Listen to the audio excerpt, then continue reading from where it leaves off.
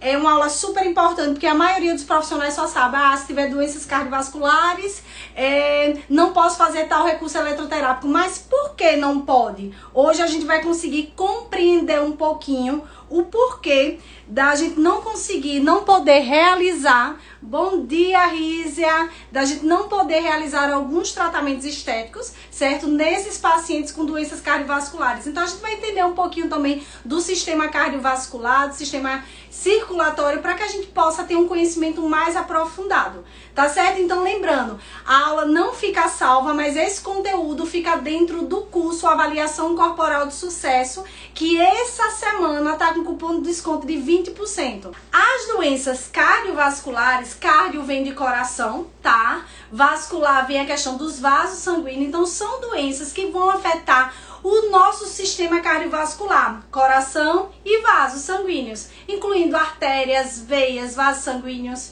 Então existem vários tipos de doenças cardiovasculares, sendo algumas mais graves, mas afetam justamente as artérias do nosso coração, que são as artérias coronárias, como também as artérias do cérebro. Então a maioria das doenças cardiovasculares, elas são provocadas por aterosclerose. O que seria isso? São a acumulação de placas de gordura, tá, e cálcio, que vai dificultar ou impedir mesmo a questão da circulação do sangue.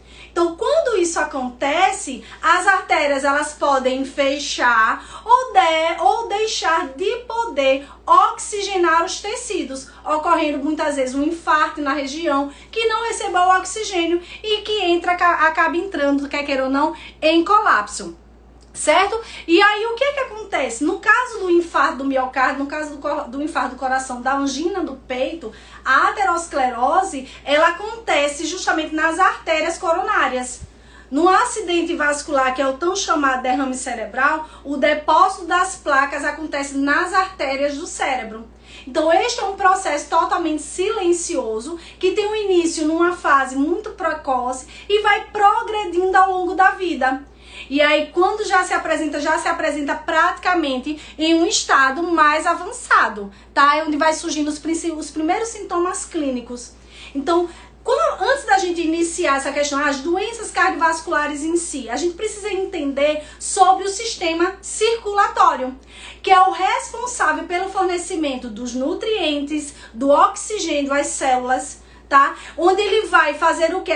Vai recolher aquele gás carbônico, tá? Os resíduos, e vai eliminar, certo? Justamente resultando daquela atividade daquelas células.